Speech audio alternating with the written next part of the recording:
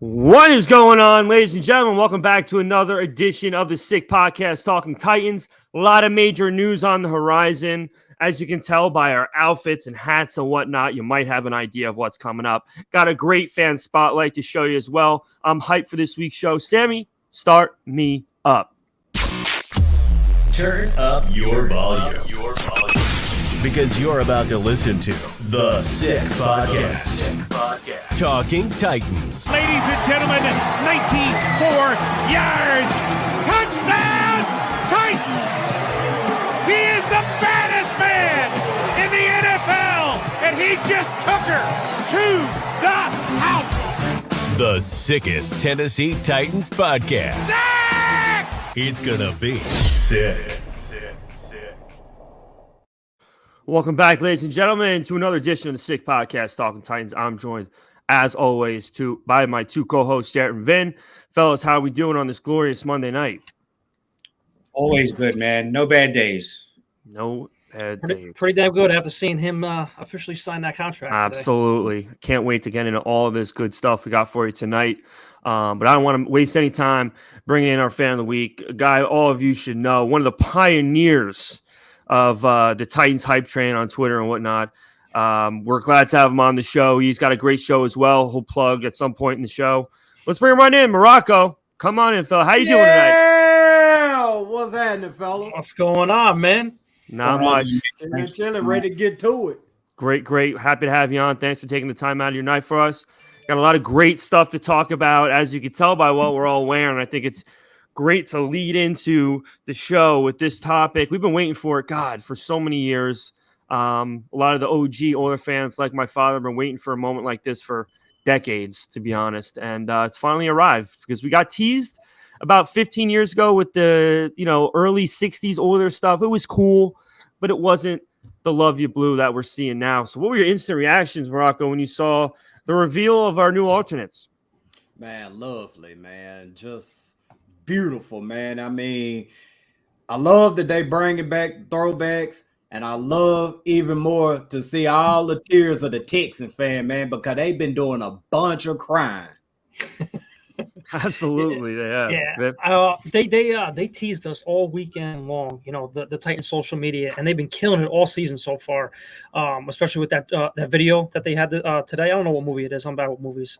But what was the new movie? Michael Jordan movie? The new Michael Jordan movie. Yeah, dude, that was insane. The player, whoever it was, either KB or Derrick Henry, picking up the helmet, and we saw the red helmet on Saturday. We knew, it was a lovely blue uniforms. We just have literally the best throwback uniforms in the game. Forget the Buccaneers with the orange creamsicles, the Seahawks, the Vikings, the Jets. They tried coming out this morning with just regular white jerseys.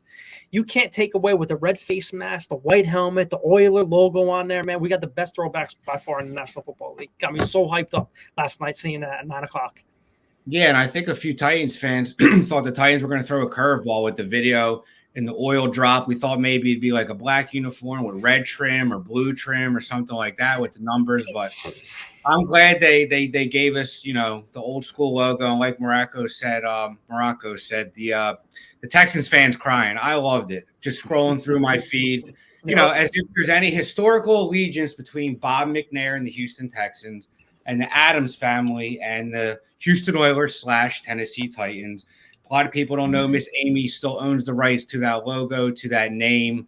And there's just no significant historic, history with the Texans and the Houston Oilers. So I love the crying. They don't know what else to complain about nowadays besides the fact they've been irrelevant just about for the last 20 years. So I can't wait. We wear the uniforms against them at home. Although I think it'd be a real big slap in the face if we wore them in their stadium. But I think we're a little bit. I think Miss Amy's a little classier than that. I know she is, and I know she'll do it at home. And that whole stadium should be this beautiful Oiler blue we see right here. Absolutely. Rob, what do you think? You have your eye on any specific player you think you're going to maybe get new threads in? Rocco, anybody specific? Oh, that's on me. Okay. Man, Jeffrey Simmons, man. Me being that big dude, I got to rock out for the big guys, man. So Jeffrey Simmons, I'll probably end up getting Byard and Henry too, but Jeffrey Simmons off top. Absolutely. It's on order already, man. That is a clean jersey right there. And I clean, think we got a couple Yeah, more to man. players. We got a couple more to players in the threads over here. There's my Yep. QB1 right there. No Sal's Yep. cringing Nope. in the seat. No pressure. No pressure. Don't start tonight, Sal. Sal's cringing in the seat right now. I'm back. I said I'm back. I'm fucking back. Yeah. Clip that. Sammy. Compliments his pretty blue eyes. That's why he likes it. That's it. Mm. Telling you, man, they did such an awesome job with all this, the graphics, the Yeah. lead up to it. It's just, it's one of the best. Especially, I think they hired some lady from Northwestern, some girl from Northwestern to take over the social media team, and she has been killing it, man. Yeah, been killing it. She needs. Well, we'll get in that later. What I really love about what they did with these new jerseys is they really emphasize the brightness of the red and the blue. Like, I think when the Oilers were the Oilers, the one thing that drew everyone in them was how bright those jerseys were. And it was just, it attacked your eyes when you looked at it. And they really just did a fantastic job. I mean, I think it's the perfect modernized version of that classic 80s Oiler color and jersey. And it's just, I couldn't be happier with it. I genuinely couldn't be happier with it. As I alluded to earlier, it was cool back in 2000, what was it, 7 or 8, when Chris Johnson was on our team still, and we had to throw back Oilers. They were cool just to see the oil rig again, but it was just strictly white and light. Yeah. And And we lost 45-0 against the Patriots, something like that. When It was like 56-0 in the snow or something. Yeah, that was awful. Yeah, but they hit the Patriots that game. Yeah, they hit the nail on the head with this, and I can't wait to see them live wearing it. But let's segue into our next topic. Morocco, I can't wait to get your opinions on this because we haven't had you on since this all took place. It's been finalized today. Sammy, you can bring up the graphic of our brand new wide receiver 1 looking healthy as ever. And look, I just see determination in his eyes right there. But it's official. He's a Titan. Morocco, what do you envision the ceiling of this team with this serious threat being implemented into our offense in 2023? Man, the ceiling. Whew. I hate doing predictions, but I'm going to expect for them to win the division. I'm going to go ahead and throw a number on it tonight. My expectations with D-Hop on the team would be 11 wins. I think if we get to 11 wins, that would be fair. I mean, I could see us pulling off 12 or 13, but I think 11 is a more logical number. Now, did you have them at 11 wins prior to Hopkins signing with us or no? I said that, again, no predictions, expectations. I said we could win the division without D-Hop. Now, my number I was thinking about, maybe around 10 wins then. So I say it goes up a win. I mean, like I said, I honestly could see us pulling off 12 or 13 wins because the Titans is playing a second place schedule this year. So they're not gonna have to worry about a lot of the quarterbacks they faced in the past. This Jacksonville problem. Yeah, no, absolutely. I've been saying that for a while now, that Jacksonville's first place schedule is going to be an issue for them. You know, they have talent out the ass. We know that, but it's not going to be as easy for them this year as it was last year. Let me ask you though, what do you think the floor is for this team with D-Hop, expecting that we stay pretty much healthy? Because I saw some odds out there and I took advantage of them. We're still plus 150 to make the playoffs. So $100 will bring you back 150. To me, that's a little disrespectful with D-Hop, Derrick Henry, Kevin Byard, Jeffrey Simmons, Mike Vrabel as a head coach, a relatively weak division. To think that we can't sneak at least 9 wins, where do you think the floor is with this team? And do you see us, if we don't win the division, hypothetically, absolutely a wild card team if we stay healthy? Floor. I say, honestly, if they don't win the division, I mean, they'll have to win double-digit games to have a shot at the wild card. I mean, the AFC is loaded this year. But floor, I would say 7 or 8 wins. Yeah, I think that's respectable. Absolutely. Because again, this defense by default is going to keep us in games, especially the ones against a little bit of the weaker teams. So you got to assume if Ryan Tannehill can stay healthy, that they can pull off some games that maybe we don't think they're gonna, and they're gonna take care of most of the games we believe they're gonna win. So, there's still some uncertainties about the offensive line that we got to worry about moving forward. There's a lot of names circulating around different guys that we might bring in to kind of fill the void that Nicholas Petit-Frere put us in, unfortunately. But yeah, I mean, we've said it multiple times on the show, Morocco, and I think you'll agree. Having DeAndre Hopkins on this team, with the exception of Ryan Tannehill, because Vin brought up a good point. I think that elevates his stress and his pressure a little bit more. But outside of him, I think you would agree that DeAndre Hopkins takes the burden off of a lot of other guys that we expected to take the reins offensively, and hopefully that'll just benefit them even more. Biggest example of Treylon Burks. What would you say to that? Yeah. I mean, most definitely. I mean, people look at this guy like he's washed up, but that's really not the case. I mean, I can't throw the number out there, but you know how many balls he caught last year in a limited amount of games. I mean, 64, 700 some yards, right? Yep. Yeah, see, that's more than any receiver that was on our team last year. So, I mean, he's going to most definitely come in here and make things easier for the running game and for the other wide receivers and pass catchers around them. Yeah, let's not forget now, because Ryan Tannehill came up, so I gotta stick up for my boy a little bit here. Everyone has a sour taste in his mouth, from the Bengals loss, and obviously last year. Last year he was the most pressured quarterback in all football, because we had historically one of the worst offensive lines, and we had no wide receivers. Now, if you look at past that point in 2020, when he had a competent offensive coordinator, the Titans they were third in offense, they had fourth in total points scored, and they were second in the red zone. That year, Tannehill threw for 3,800 yards and 40 touchdowns and 7 interceptions. Derrick Henry ran for 2,000 yards, and CD had 980, and A.J. Brown went over 1,000 yards. So with capable weapons and a good play caller, I think Ryan Tannehill will take that next step this year and not digress like he did last year. And I think you're going to see Burks and Hopkins thrive in this offense with Tim Kelly as a new offense coordinator, because he's going to find ways to get them the ball. And you heard it today that Mike Vrabel always checked on D-Hop. He always showed him love, and he's always going to show him, he's going to get the best out of him. So I think going forward, I think this offense, the sky is the limit for this offense again. I can most definitely see that. Yeah, I mean, Vin, I think you alluded to it earlier, and like I just brought up, it's just all on him. It's all on him. Because guess what? The difference between a good year and a bad year for Tannehill is if we make a deep playoff run, potentially bringing him back on a 1-year deal. If it's AFC title game, or he looks good all year. And if that is not the case, and we don't win the division or we don't make the playoffs, he's a bridge quarterback at best for a rebuilding team.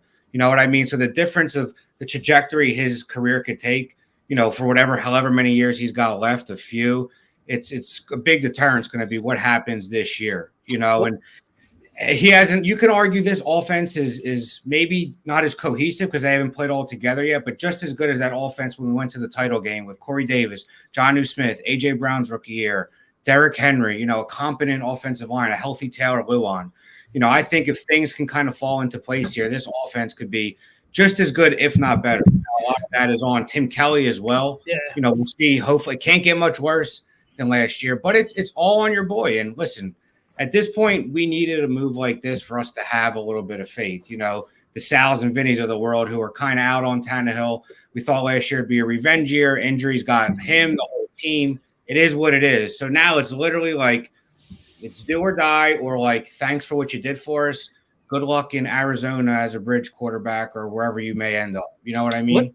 Let's also not forget, you say bridge quarterback too. They are setting up for the future too. D-Hop signed for a 2-year deal. Even if we move on from Tannehill next year and it's either Malik or it's Will Levis next year, we have $93 million in cap space next year. So whoever that quarterback is, we have basically a rookie deal quarterback, and we're just going to surround that person, whoever wins the job next year, with a load of talent like they're doing with Tua and Burrow and all these other quarterbacks and Herbert. So I think we are set up really, really, really nicely going for the future right now. No, and absolutely another thing to bring up too. I think, and I was going to ask you this, Morocco, what do you think about this? Players like so near and dear to our heart, Kevin Byard, Derrick Henry, getting a little older in age, command a high dollar number. You know, Henry's deal is up. How do you think, you know, their future with the Titans pans out? You know, if we make this run, do we bring Henry back on a 2-year deal for 25, 30 million? You know what I mean? Do we extend Byard maybe a few years? You know, I even think our key players like that, veterans, their future with the Titans is dependent on how we perform this year. I mean, I look at those two as impact players for us. And the way I treat impact players is pay them. You let them play until, I mean, they just straight up can't go anymore. I mean, if Derrick Henry comes in here and has another Derrick Henry type of year, he needs to come back. KB, same thing. KB goes up out there and gets a bunch of interceptions in on a bunch of plays, bring them back. But I mean, do not let your impact players out the building.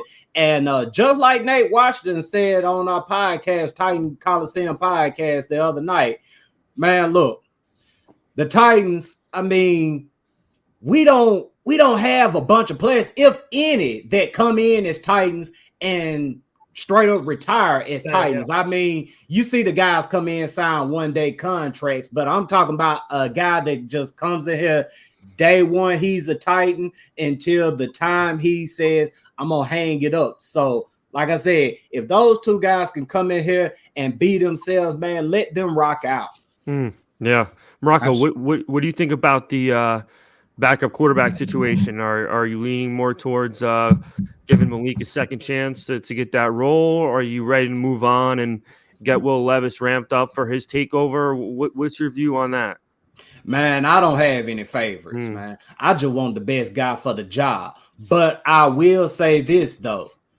As far as Ryan Tannehill goes, I mean, I want to say it's kind of the same situation with Henry. I mean, if he has a good season, let him rock out. But at the same time, too, I mean, we got to see what we got with Will Levis and Malik. And honest to God, true, I hope they keep Malik on this roster, man, because you need to see it through with both guys. I mean, my ideal situation is for them to go into a future count and battle it out, may the best man win. And I hope like hell both of them kill it, because that's only going to help us. We can only keep one guy, and the other guy, I mean, shoot, you know how it is with quarterbacks, man. I mean, if you got a good quarterback on your hand, I mean, teams will give you whatever for him. So, hey, that could be, you know, some trade assets for us.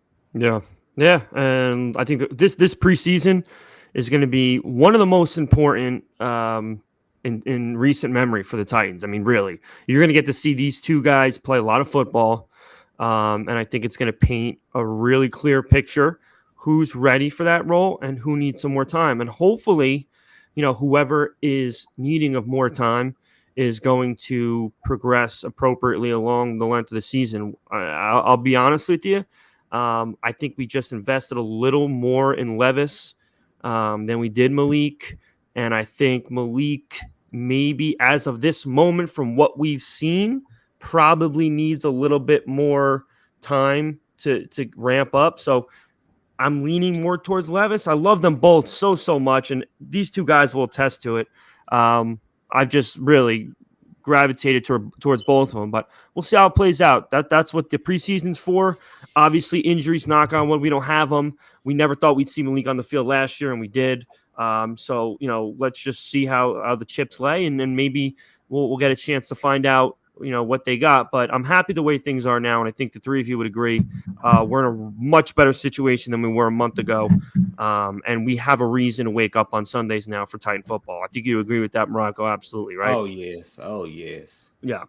So let's move on. Jarrett, this is your go, man. Let's have it. You ready? Yeah, we got a little new segment called Think Fast, just to get to know our guests a little bit more. So we're going to roll with you with this. So, Sammy, start us up. Think fast.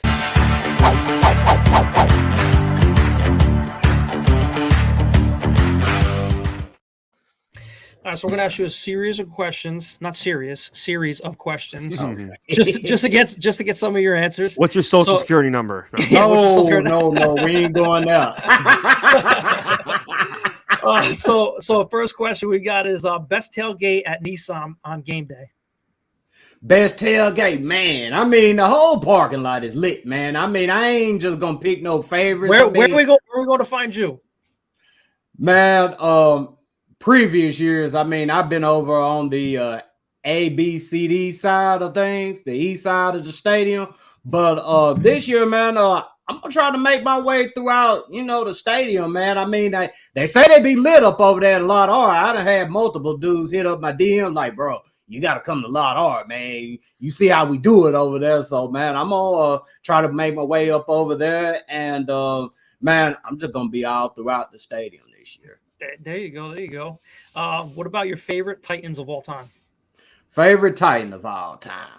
Man, I mean, you see it, man. It's McNair for right now. I can't get it all the way up there. But when everything's said and done, it's going to be Jeffrey Simmons, man, because I'm a Mississippi guy. He from Mississippi, and I got to rock out with my people, man. So, Steve, I love you. He from Mississippi, too, but, man, Jeff Simmons, man, rocking with the big dudes. Big dude's your man, huh? Yes, sir. The best Titans memory have you had? Best Titans memory. I'll give you a funny one. Okay, so I can't remember the year. I want to say it was 2014. I think it was Ken Wisenhunt's first year here. I mean, you already know we absolutely sucked that year. Yeah. So went to the Jets game, and tickets were cheap as hell at the time. So I was like, hey, I might as well go up out here. I mean, shoot, I ain't got nothing going on today. So got out there, got to mingling with some people. It was a good little atmosphere, good little game too. And if y'all can remember that game, man, towards the end, Delaney Walker went on a little mini miracle or whatnot. I mean, he damn near won the game. He was on some Kevin Dyson type stuff, but everybody was walking out the stadium. And when that play happened, all of us just turned around and, started watching Delaney just break through all these tackles. And we were like, oh, my God, we actually finna win this game, knowing damn well we ain't got no business needing to win this game because it was close to the end of the year, draft pick, and it ended up working out how it worked out. But I remember when he got tackled, oh, my God. I mean, I acted just like, shoot, that was a playoff game. I mean, I had a hamburger in my hand at the time, and I just threw the hamburger up in the air and looked over, and it hit somebody. I was like, oh, shit, I got to get up. But yeah, man, that day right there, even though we lost, even though we sucked that year, man, I mean, it just it made me think, like, man, no matter what, man, I'm going to love this team. And no matter if we are, a 2-win team or 12-win team, I'm going to be there supporting my guys. That's it, man. Anything to be there on a Sunday to support the team. That's all good. So this is kind of a serious one. We've asked this to somebody once before, but want to get it to you too. So we're going to do a little start bench cut. Henry, CJ2K, or Eddie George? What are you doing? Start bench cut. You're going to get Morocco in a lot of trouble. Man, look, man. And that's a hard one, man. But I'm going to go ahead and get to it. Starting. I'm going to have to start CJ. And I'm going to have to start CJ because, Henry, he's a home run hitter. Eddie George done been known to hit a few home runs as well. But it's just that speed with CJ. And even though CJ wasn't, too well known for his pass catching abilities out the backfield, he was a damn good blocker. I don't know how many people really just noticed how well CJ was back there blocking, but you could put him on the field all three down and, on some little check downs or whatever. You could throw it to him. He can come through, pick up whatever little yards. So, I would have to go with CJ on the start.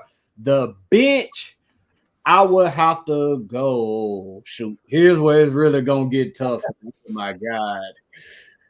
Oh man, forget it, man. I'm gonna bench Henry and I'm gonna cut Eddie. Mm-hmm. All Yeah, that's right. respectable. That's absolutely respectable Yeah. because prime CJ. I mean, and don't forget he had decent offensive lines, but he didn't have anything to write home about.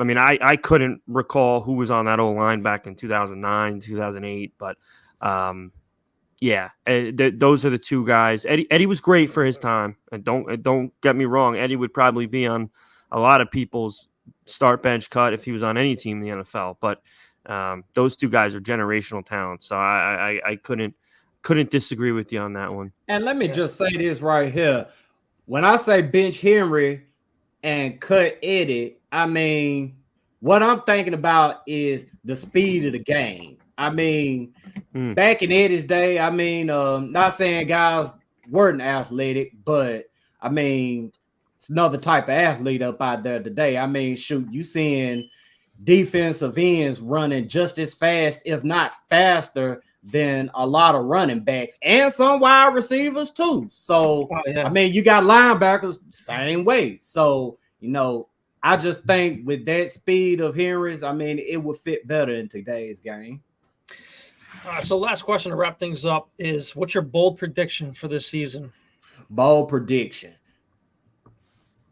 I ain't going to go obvious and say Super Bowl, but I think the Titans are going to shock a whole lot of people. I think if the Titans can win the division, I believe they can get into the playoffs and do some real serious work. And when I say real serious work, I mean, I believe they can get to an AFC championship game. Now, what happens after that, I'm not going to call it because, like I said, I don't do predictions. But that's my bold prediction. The Titans will wind up in the AFC championship game this year. AFC championship game, okay. Ooh, that's bold, and I love it. I'm going to give you a real quick one, by the way. I think Chigakonkwo is going to be a Pro Bowler. That's my. That's my bold prediction for the year. Team Chig, baby. He's going to have so many one-on-ones. It's going to be silly this year. So 2,000-yard receivers for the first time, maybe fucking ever with this team. Yep, that's a nice one. That's a nice one. Listen, guys, I want to bring something up while we're on the show. An article dropped. We got a graphic for it, and I'm going to read an insert from it that DeAndre Hopkins gave. He says he's very happy to sign with the Titans, and people are writing us off. So this is verbatim off the article.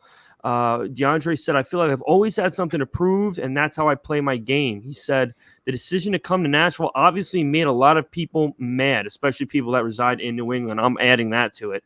But I kind of felt at home being here from the get-go early on. Tennessee is a team not many people put on their list, and I think I'm not just speaking for myself, but the team as well.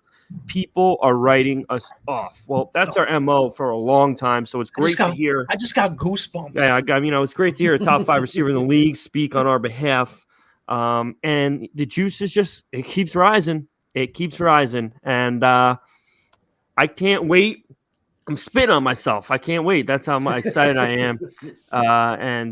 It's just a good time to be a Titan fan. We were in the darkest of days just a month ago, and we're starting to see the light. So, Morocco, I cannot thank you enough for joining us tonight. Before we send you out, definitely let us know where we can find your work. I know you got your podcast on YouTube as well. Tell us when we can find that and where. Okay, yeah. So you can check me out. Me and my co-host Leonard Firestone, RJ Ellison, we're the Titans Coliseum podcast. We're live every Friday night at 7 p.m. We're on Facebook, YouTube, Twitter. Me personally, you can catch me on Twitter at MFKA, and you can catch me on Facebook as well, Morocco Taylor, man. I mean, I chop it up with everybody. So, I mean, hey, man, come on, let your boy check out the podcast and tighten up. Absolutely. Morocco, again, can't thank you enough. Titan Coliseum podcast, check them out on YouTube. They've been nice enough to have me on the show multiple times. I love chopping it up with them. They're a hell of a fun group of guys. And listen, once we get into things, we'd love to have you back on. Hopefully, more good news to share with everyone when we do. Oh, yeah. When we're definitely. On, yeah, we're going to get all 3 of y'all on here one episode, man. Absolutely. I mean, we're going to get in here and, I mean, shoot, man. We're going We're gonna tear the club up, man. We're Absolutely. gonna make That's some it. things happen, man. That's But it. thank y'all for having me on. Absolutely. Thank Appreciate you very man. much, Rock. You have a good night. We'll talk to you soon, brother. All right now. Take care. All right, Morocco Taylor, one of the OG hype men for the Titans. Knew about him well before anyone knew a damn who I was. So appreciate him having him on our show tonight to talk about all the good news. And yeah, we're checking along. I mean, real quick before we leave, just to touch on what you said, Jarrett. He's just got to do it now. And when I say he, it's Ryan Tannehill. I don't want to hear about why he's going to do it, why this year's different. We heard it already. I'm tired of hearing it. Just go out there and fucking do it. You got a redemption tour last year, didn't work out. You dropped multiple games before you even got hurt. There were outstanding circumstances that did not help him by any means. But this is it. This is it. This is the last dance per se. I think honestly, I think he sees it. I know some of the players may see it as Henry and Bayer, like Vinny was talking about before. He's got to put that 2020 season this year going forward and not choke in the playoffs and continue that with the game-winning drives and everything. He can beat these other guys like Mahomes and Allen and Tua. I'm not worried about those guys. It's the giant in the room and the elephant, and that's Cincinnati has been our kryptonite. So if we can find a way to do that and put everything together, I'm telling you, the sky is the limit for this football team. Yeah, I'm very much worried about those teams too. Sorry to cut you off, Vin. Go ahead. No. I mean, I'm definitely a little worried about all those teams. Morocco said, the AFC is a fucking gauntlet, man. It is just brutal. But what I was going to say before that was our defense, man. I think we make a few big plays. You get into the playoffs, let your defense make a few big plays. It's always a difference between a team that makes a run to the Super Bowl and one that doesn't. I have full confidence this offense will be maybe not as good of the Art Smith days when we were third in the league in points and whatnot, but I think we'll be putting up more than 20 points, more than what we did last year, twice or once, more than 20 points. If we could do that, I think we'll be just all right, and we'll be in the mix at the end in the playoffs. And once you get in, it's any man's game. So, absolutely. Another day, another dollar for us. We're in a good spot. Can't wait to get into the preseason. Training camp around the corner, boys, right here. Around the corner. I mean, week from tomorrow. Yeah. Or no, tomorrow. And let me tell you right now, if they have the audacity, and I mean that sarcastically, to practice with these Oiler helmets, it's going to be.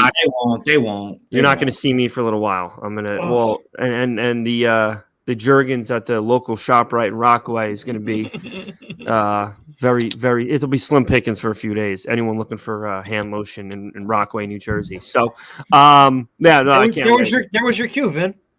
Yeah, I don't know. I want to leave them out of this. I don't need them affiliated with Sal's, extracurricular activities. Go with the Jergens. What am I missing out? What am I missing out on here? Another fucking. No. You can't do that. What am I? No. What his cue to do what? What was that? What was that? Who I work for? You know who I work for. What I do, or you don't even know that. I knew a lot about you, and I thought maybe you cared and knew what I did for a living, but you don't. So now you're gonna have to wait, and I'll text you after the group. I mean, all right. First of all, you haven't brought it up more than maybe once. No. All right, Jared's brought up PSC&G a couple times. That's why it's in my head. I don't remember. You maybe have brought it up one time. I brought it up a few times. Like I said, we're going to have to talk about it after the bell rings, and maybe I'll bring them on next time. But until we affiliate them with eczema and not what you do with your hands, we're going to leave my company out of this and keep it strictly Titans, all right? Okay. There's clearly a brand. If it's Dove, I apologize to Dove. No. It's not Dove. I'm assuming it's something of the hand lotion. Don't even disrespect me and say fucking Cetaphil, all right? All right, get out of here with that shit. I don't even know what that is. How do we get the lotion? How do we get the lotions? Yeah. All right. We probably are going to lose all our listeners by now, but no, I think we just gained a couple more. Yeah, a bunch of creeps, Anyway, listen, we're all wrapped out in our Oiler gear. Titans, if it works out, you ever need an extra receiver, the jersey's made. All right, you don't got to worry about it. Yeah. I'm on. It's 140 soaking wet. Huh? 6'1", 140 soaking wet. Yes. Whoa. All right, listen. I know I'm sorry that I disrespected your fucking place of work, but you don't got to come at my integrity as a man, okay? All right. I'm about 195 soaking wet and only going higher. But yeah, I can't wait. I can't wait to get there. This is great. Quick backstory for everyone who's not watching at home. I'm wearing a custom Oilers jersey with my last name on the back of it, which I only break out now and then because it's so important to me. I don't want it to get ruined. I believe it was the last gift my mom gave my dad before they split up. I don't know. Maybe it was one of the first. I'm sorry, Dad, if I messed up that story, but I don't think he gives a shit anyway.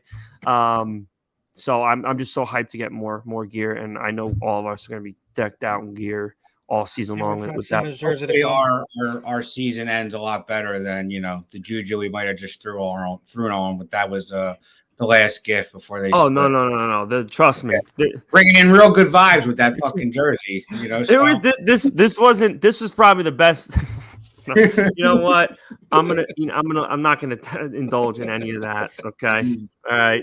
Bottom line is we'll get new ones, and I think I'm gonna roll with someone who I think will be with this team for a long time, and that's either Chig or Jeffrey Simmons. I'm still a little salty when it comes to Big Jeff. After what had happened in January, I love him forever. I just followed him back on social media, so I've forgiven him, even though he hasn't reached out to me yet. It's all right. We can get to that point maybe a little later on in the season, but I'm thinking Chig. He'll be here for at least 2-3 more. You hope so. I have a golden rule with jerseys, real quick, but until they sign that second contract, I'm not buying their jersey. I bought a Henry, I bought a Byard, I now bought a Jeffrey Simmons. So the second year contract, guys. You don't have a Tannehill? No. Wow. Yep. Wow. And you call yourself? I am the fan. Whoa! You call him your guy?